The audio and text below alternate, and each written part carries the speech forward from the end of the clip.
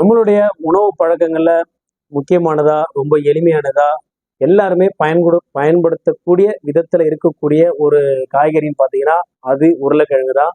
So கண்டிப்பா வந்து பார்த்தீங்கன்னா, காய்கறியிலே மிக விலை குறைவான கொஞ்சம் இருக்கக்கூடிய பொருள்னு பார்த்தீங்கன்னா, அது உருளைக்கிழங்கா தான் இருக்கும். நெறைய மாவுச்சத்துக்கள் நிறைந்த அந்த பொருள் வந்து பார்த்தீங்கன்னா, கண்டிப்பா எல்லாருமே பார்த்தீங்கன்னா, ஒரு நாளைக்கு ஒரு முறையாச்சும் வந்து நம்ம அத பயன்படுத்திருவோம். எப்படியாச்சும் ஒரு விதத்துல அந்த உருளைக்கிழங்கு வந்து நம்ம உணவுல வந்து சேர்ந்துரும். அப்படியும் இல்லன்னா, நொறுக்கு தீனி மாரி விஷயத்திலயும் பார்த்தீங்கன்னா, லேஸு இது மாரி சிப்ஸு இது மாரி ஐட்டம்ஸ் எப்படியோ ஒரு விதத்துல பார்த்தீங்கன்னா, உருளைக்கிழங்கு வந்து நம்ம உடம்புக்கு எடுத்துக்கலாம். ஸோ உருளைக்கிழங்கு வந்து பார்த்தீங்கன்னா, உண்மையாவே உடம்புக்கு ரொம்ப நல்லது தான். ஊட்டச்சத்து மிகுந்த ஒரு காய்கறின்னு சொல்லலாம். ஆனா, இந்த ஊட்டச்சத்து மிகுந்த இந்த காய்கறி நாம மொத சாப்பிட்டோமா? இல்லையான்றது தான் நாம இந்த பதிவுல பார்க்க போறோம். ஸோ பார்க்கறதுக்கு முன்னாடி ஃபர்ஸ்ட் டைம் தான் நம்ம சேனல பார்க்குறீங்கன்னா, சப்ஸ்கிரைப் பண்ணிட்டு நேரா வாங்க. உருளைக்கிழங்கு முதல்ல யார் சாப்பிட்டதுன்னு பார்த்துருவோம். ஸோ இந்த பதிவு மூலியமா நாம என்ன சொல்ல போறோம்னா, உருளைக்கிழங்கு வந்து பார்த்தீங்கன்னா, முதலாக மனிதர்கள் சாப்பிடக்கூடிய உணவாகவே இது இல்ல.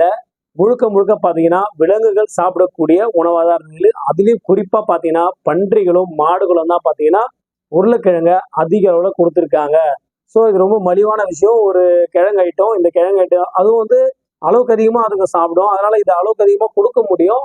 அதனால பார்த்தீங்கன்னா, நெறைய ஊட்டச்சத்து இருக்கிறதுனால பால் அதிகமா கிடைக்கும். ஸோ பன்றிகள் வந்து அ நான்வெஜ் வந்து அதிகமா கிடைக்கும் அப்படின்ற விஷயத்துக்காக பார்த்தீங்கன்னா, உணவு அதிகமா தேவைப்படுற 2 பெரிய ஜீவன்களுக்காகவே இத வந்து அதிக அளவுல பயன்படுத்தியிருக்காங்க. ஸோ இப்படிதான் வந்து பார்த்தீங்கன்னா, ஆரம்ப காலகட்டத்தில உருளைக்கிழங்கு விலங்குகளுக்காக மட்டும் தான் பயன்படுத்தப்பட்டுச்சு. இது ஒரு குறிப்பிட்ட டைமுக்கு அப்புறம் தான் பார்த்தீங்கன்னா, மக்கள் பயன்பாட்டுக்கு வருது. அந்த ஸ்டோரிய தான் நாம இப்போ குறிப்பா பார்க்க போறோம். முதல்ல பார்த்தீங்கன்னா, பிரான்ஸ் நாட்டைச் சேர்ந்த மருத்துவ அதிகாரியான ஃபார்மிண்டியர் அப்படின்னு சொல்ற ஒரு அதிகாரி வந்து பார்த்தீங்கன்னா, பிரஷ்யா அப்படின்ற நாட்டு கூட வந்து பார்த்தீங்கன்னா, அவங்களுக்கு ஒரு போர் ஏற்படுது. அந்த போர் நிமித்தமா வந்து பார்த்தீங்கன்னா, இவர் கைது செய்யப்படுறாரு. ஸோ இவர் வந்து ராணுவத்துல இல்ல. ஆனா வந்து அங்க மருத்துவரா பணியாற்றியிருக்காரு ராணுவத்துல. ஸோ அவங்க வந்து கைது பண்ணி கூட்டு போயிட்டாங்க. ஸோ அப்படி கூட்டு போகும்போது பார்த்தீங்கன்னா, அங்க ராணுவ கைதிகளை அடைச்சு வச்சிருப்பாங்க இல்லையா? ஸோ அடைச்சு வைக்கும்போது இவரை இழிவுபடுத்தும் நோக்கத்தோடு, அதாவது அவங்களுக்கு ஃபுட்டு குடுக்கணும். வேற நாட்டோட கைதி இவரு. இவர அரெஸ்ட் பண்ணி கூட்டு போயிருக்காங்க. ஸோ இவருக்கு உணவு குடுக்கணும் அப்படின்னா குடுக்கணும் இல்லைங்களா? அதுக்கு என்ன பண்ணியிருக்காங்கன்னு கேட்டீங்கன்னா, அங்க இருக்க அந்த ரஷ்யா நாட்டை சேர்ந்த ராணுவ அதிகாரி என்ன பண்ணிருக்காங்க கேட்டீங்கன்னா, இவர வந்து அசிங்கப்படுத்தணும் அப்படின்றதுக்காக, பன்னிக்கு குடுக்கக்கூடிய அந்த உணவ கொண்டு வந்து இவருக்கு குடுங்க அப்படின்னு சொல்லிட்டு, அப்போ பன்னிக்கு குடுக்கக்கூடிய உணவ பார்த்தீங்கன்னா, பன்றிலாம் வந்து அதிகமா இந்த உருளைக்கிழங்க தான் போடுவாங்க போல. ஸோ இந்த உருளைக்கிழங்க கொண்டு வந்து இவருக்கு போட்டுருக்காங்க. அது கூட தூக்கி தான் போட்டுருக்காங்கன்னு வச்சுக்கோங்களேன். ஸோ இவர் வந்து 1 நாள் பார்த்தாரு, 2 நாள் பார்த்தாரு, முடியல. கடைசி வரைக்கும் இவருக்கு அதே ஃபுட்ட தான் போடுறாங்க. அதாவது உருளைக்கிழங்க தான் போடுறாங்க. அதே ஃபுட்டுன்னு சொல்லிட்டேன். உருளைக்கிழங்குக்கே வந்துரும். உருளைக்கிழங்க போடுறாங்க. ஒரு 2, 3 நாள் சமாளிச்சாரு மனுஷன், முடியல. அதுக்கப்புறம் என்ன பண்ணுது பார்ப்பனியர் என்ன பண்ணான்னா, வேற வழியின்றி என்ன பண்றாரு, பசி எடுக்குது இல்லைங்களா? சரி ஏதோ ஒண்ணு நம்ம சாப்பிட்டுருவோம். அவன் அசிங்கப்படுத்துறானோ, கிண்டல் பண்றானோ பரவால்ல. நம்ம சாப்பிட்டு பார்ப்போம்ன்ட்டு தலைவர் இறங்கி அத ஃபுல் கட்ட ஆரம்பிச்சுட்டாரு. இப்படிதான் முதலா வந்து பார்த்தீங்கன்னா, அவரு உருளைக்கிழங்க உணவா எடுத்துக்கிறாரு. உருளைக்கிழங்க உணவா எடுத்தா என்ன ஆகுதுன்னு கேட்டீங்கன்னா, அதிக சத்துக்கள் அதிகம் இருக்கிறதுனால, இதுல கலோரி அதிகமா இருக்கிறதுனால என்ன ஆகுதுன்னு கேட்டீங்கன்னா, அவருக்கு வந்து பசியும் அடுத்த வேளை உணவு சீக்கிரமா எடுத்து கூட தோணல. மாவுச்சத்து அதிகம். ஸோ நல்லா எனர்ஜெட்டிக்கா இருக்கு. நல்லா சூப்பரா இருக்கு. டேஸ்ட்டும் நல்லா இருக்கு. இது ஏன் நம்ம சாப்பிடக்கூடாது அப்படின்ற மாரி ஆயிடுச்சு. இதுக்கப்புறம் பார்த்தீங்கன்னா, அந்த பிரச்சனைலாம் சால்வ் ஆயிட்டு அவர வந்து விடுதலை பண்றாங்க. அவரு நாட்டுக்கே திரும்பி வந்துடுறாரு. திரும்பி வந்துட்டு என்ன பண்றாரு, இந்த ஃபுட்டு நல்லா தானே இருக்கு. இது அனிமல் சாப்பிடணும் அவசியம். நம்ம கூட இத சாப்பிடலாம். நான் இவ்வளவு நாளா சாப்பிட்டுட்டு தானே இருந்தேன். எனக்கு ஒண்ணுமே ஆகலையே. ரொம்ப ஃப்ரெஷ்ஷா எனர்ஜிட்டிக்கா இருக்க மாரி இருக்கே. ஸோ இந்த ஃபுட்ட வந்து மக்கள் சாப்பிடணும் அப்படின்னு சொல்லிட்டு, அவங்க நாட்டு மக்களுக்கு அதாவது பிரான்ஸ்ல வந்து இத சொல்றாரு மக்களுக்கு. மக்கள் யாருமே வந்து பார்த்தீங்கன்னா, ச்சே இந்த காயா? அது பன்றி சாப்பிடுறது, மாடு சாப்பிடுறது. இந்த காய போயிட்டு மனுஷங்க எப்படி சாப்பிடுவாங்க? இத போய் இவன் சாப்பிட சொல்றானேன்னு சொல்லிட்டு ஒரு மாதிரி பேசிட்டாங்க. ஆனா இவர் என்ன பண்றாருன்னா, ஒரு விஷயத்த யோசிக்கிறாரு. இத கண்டிப்பா ரொம்ப வந்து முக்கியமான பொருளா இருக்கு. இவரு என்ன பண்ணாரு கேட்டா, குறிப்பா முக்கியமான விஷயம் என்னன்னு கேட்டா, இவரு மருத்துவர் இல்லைங்களா? ஸோ உருளைக்கிழங்க வச்சு இவரு வந்து சோதனை பண்றாரு. அதுல என்னலாம் விஷயம் இருக்கு? அது மனித உடம்புக்கு ஏற்றதா? மனிதனுக்கு ரொம்ப சத்துள்ள பொருளா இருக்குமா? அப்படின்ற விஷயத்த இவரு ஆராய்ச்சி பண்ணி பார்த்ததுக்கு அப்புறம் தான் ரிசல்ட் தெரியுது. Food super. கண்டிப்பா மனுஷங்க சாப்பிடலாம். நல்லது. அவங்க உடம்புக்கு ஆரோக்கியமானது அப்படின்ற விஷயம் அதுல இருக்கிறத இவர் கண்டுபிடிச்சாரு. ஆனா யாருகிட்ட போய் சொன்னாலும், யாருகிட்ட சாப்பிட்டு நல்லதுன்னு சொன்னாலும் யாருமே ஏத்துக்கல. ஏன்னு கேட்டீங்கன்னா, அப்ப இருக்கிற காலகட்டத்துல இந்த உணவ உருளைக்கிழங்க நாம இன்னைக்கு பயன்படுத்துற அதிகமா விரும்பி சாப்பிட்ற சிப்ஸ் ஐட்டத்தை அன்னைக்கு பாத்தீங்கன்னா பன்றிக்கும் மாடுகளுக்கும் தான் இது உணவா கொடுத்துருக்காங்க. ஸோ யாருமே ஏத்துக்கல. உடனே வந்து பாத்தீங்கன்னா இவர் வந்து மாத்தி யோசிக்கிறாரு. இத சாப்பிட வைக்கணும்னா நாம என்ன பண்றது அப்படின்றதுக்கு ஒரு ஐடியா பண்றாரு. அந்த ஐடியா தான் பாத்தீங்கன்னா இருக்கிறதுலே புத்திசாலிகளுக்கு தோன்றக்கூடிய ஒரு ஐடியா.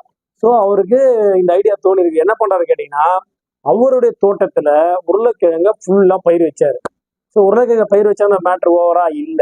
அதுக்கு என்ன பண்ணாரு கேட்டீங்கன்னா, ஒரு புதிய வகை காய்கறியை வந்து நான் அறிமுகப்படுத்துறேன் மக்களுக்கு. ஸோ இதை சேஃப்டியா இருக்கணும் அப்படின்றதுக்காக அது ராணுவத்துல இருந்தா சொன்னீங்களா. ஸோ ராணுவ வீரர்களை சுத்தி காவலுக்கு நிறுத்துறாரு. ஸோ அந்த நாட்டுல பாத்தீங்கன்னா ஒரு குறிப்பிட்ட இடத்துல இது மாதிரி பண்ணவோ ஒரு பரபரப்பா இந்த நியூஸ் வந்து பேசப்படுது. ஏதோ ஒரு காய் வந்து உற்பத்தி பண்றாங்க, அதுக்கு ராணுவமே காவல் இருக்கு அப்படின்னு சொன்னோடனே இந்த நியூஸ் வந்து அந்த நாடு பிரான்ஸ் ஃபுல்லா வந்து பாத்தீங்கன்னா பரவுது. ஒரு தோட்டம் அமைச்சிருக்காங்களாம், அதுல ஏதோ வினோதமா ஒரு காய்கறி வருதான், ஃபுட்டா சாப்பிட்றது தான், ஒரு ராணுவமே அதுக்கு காவல் நிக்குதான் அப்படின்னு சொல்லிட்டு அந்த சிம்பத்தியை வந்து பிரான்ஸ் ஃபுல்லா பரவுது. ஸோ எல்லா மக்களுக்கும் இந்த விஷயம் தெரிய வருது. ஆனா இவர் என்ன பண்றாரு கேட்டீங்கன்னா, ஸோ பகல் நேரத்துல அந்த மிலிட்ரி இருக்காங்க, இரவு நேரத்துல அந்த மிலிட்ரி வந்து இவர் போக சொல்லிடுறாரு. ஸோ கொஞ்ச நாள் நம்மளால வாட்ச் பண்ணி பார்ப்பாங்க இல்லையா, அப்படி வாட்ச் பண்ணி பார்க்கும்போது பார்த்தா பகல் ஆளுகிறாங்க, நைட்ல ஆள் இல்லையே அப்படின்னு சொல்லிட்டு இது உங்களுக்கு கேட்கறதுக்கு வேடிக்கையா இருக்கும். ஆனா உண்மையாவே இதை அவர் பண்ணியிருக்காரு. ஏன்னு கேட்டீங்கன்னா இரவு நேரத்துல இவங்க எல்லாம் போயிடுவாங்க. ஸோ நம்ம ஆளுங்க என்ன பண்ணுவான்னு உங்க எல்லாருக்குமே தெரியும். ஸோ ஏதோ வித்தியாசமான ஒரு காய்கறி நம்ம அதை போய் எடுத்துன்னு வந்துருவோம் சொல்லிட்டு நைட்ல ஆட்டோமேட்டிக்கா திருடியும் போயிட்டாங்க அப்படின்னு தான் வந்து அந்த பதிவுல வந்து கரெக்டா சொல்லியிருக்காங்க. ஸோ மக்கள் திருடின்னு வந்துட்டு இருக்காங்க அந்த காய்கறியில உருளைக்கிழங்க திடீர்னு வந்து இவங்க சமைச்சு பாக்குறாங்க, சாப்பிட்டு பாக்குறாங்க, நல்லா தான் இருக்கு. இவங்களுக்கு வந்து அந்த பன்றிக்கு போடுற உருளைக்கிழங்கு அப்படின்னா தான் மேட்ரு. ஆனா ஒரு பாதுகாப்பான இடத்துல வந்து உற்பத்தி பண்ண ஒரு புது கிழங்கு அப்படின்னு ஒன்னையும் இவங்க எல்லாம் வந்து எடுத்து வந்து சாப்பிட்டு பார்த்துட்டாங்க. ஸோ இப்படிதான் வந்து பாத்தீங்கன்னா சாப்பிட்டு எல்லாருக்கும் பிடிச்சும் போது டேஸ்ட்டும் போயிடுச்சு. இன்னைக்கு உருளைக்கிழங்கு நாட்டுல எந்த ரேஞ்ச் இருக்குன்னு உங்களுக்கு தெரியும். ஸோ 5 ஸ்டார் ஹோட்டல்ல இருந்து சாதாரண தள்ளுவண்டி கடை வரைக்கும் பாத்தீங்கன்னா அவங்க ஸ்டைலுக்கு ஏற்ற மாதிரி உருளைக்கிழங்கு பயன்படுத்துறாங்க, மக்களும் வாங்கி சாப்பிட்றாங்க. ஸோ உருளைக்கிழங்கு நம்ம இருக்கிற ஃபுட்டில் இன்றியமையாத ஒரு உணவு அப்படின்னு பார்த்தீங்கன்னா கண்டிப்பாக அது உருளைக்கிழங்கு தான். நிறைய சத்துள்ள இந்த உருளைக்கிழங்கு அந்த காலகட்டத்தில் பன்றிக்கும் மாடுகளுக்கும் பயன்படுத்தின இந்த உருளைக்கிழங்கு இப்படி தான் வந்து பார்த்தீங்கன்னா மக்கள் பயன்பாட்டுக்கு வந்துச்சு. ஸோ அவரு அந்த ஆராய்ச்சியாளர் அந்த மருத்துவர் வந்து கொஞ்சம் மாற்றி யோசிச்சதுனால இன்னைக்கு உருளைக்கிழங்க நாம மலிவான விலையில வாங்கி நாம எல்லாரும் சாப்பிட்றோம். ஸோ கண்டிப்பா இந்த பதிவு உங்க எல்லாருக்கும் ஒரு இன்ட்ரெஸ்டிங்கா வந்திருக்கும். நீங்க பார்க்கும்போது ஆச்சரியமா வந்திருக்கும். ஏன்னா உருளைக்கிழங்கு இப்படிதான் இருந்துச்சா, உருளைக்கிழங்கு இதுக்கு முன்னாடி ஆடு மாடுகள் தான் சாப்பிட்டு இருந்துச்சா, நாம வந்து சாப்பிட்றோம் இப்போ அப்படின்ற விஷயத்த நீங்க தெரிஞ்சுட்டு இருப்பீங்க.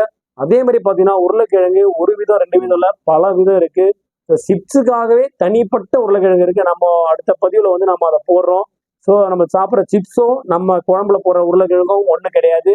நீங்க தான் நினைச்சுருப்பீங்க வீட்டுல வாங்கி அந்த உருளைக்கிழங்கு வெட்டி சிப்ஸ் போட்டு பார்ப்பீங்க, வராது. ஏன்னா சிப்ஸ் போடுற உருளைக்கிழங்கு வேற, சமைக்கிற உருளைக்கிழங்கு வேற. சிப்ஸ் போடுற உருளைக்கிழங்க சில உருளைக்கிழங்க நம்ம வாங்கவே முடியாது, அது வெளியே விற்காது. ஸோ இது மாதிரி விஷயம்லாம் இருக்கு. உருளைக்கிழங்கை பத்தி இன்னொரு பதிவை பார்ட் 2ல நம்ம கண்டிப்பா பாக்குறோம். ஸோ இந்த பதிவு கண்டிப்பா உங்க எல்லாருக்குமே பிடிச்சிருக்கும். உங்க ஃப்ரெண்ட்ஸ் அண்ட் ஃபேமிலிக்கு ஷேர் பண்ணிடுங்க. அப்படியே ஃபர்ஸ்ட் டைம் நம்ம சேனலை பார்த்தீங்கன்னா சப்ஸ்கிரைப் பண்ணி வச்சுக்கோங்க. அப்பதான் நாம போற அரிய தகவலாம் உங்களுக்கு டக்குன்னு வந்துட்டே இருக்கும். அதை பார்த்து நீங்க பயன்பெற முடியும். மீண்டும் ஒரு நல்ல பதிவோடு உங்களை சந்திக்கிறேன். நன்றி, வணக்கம்.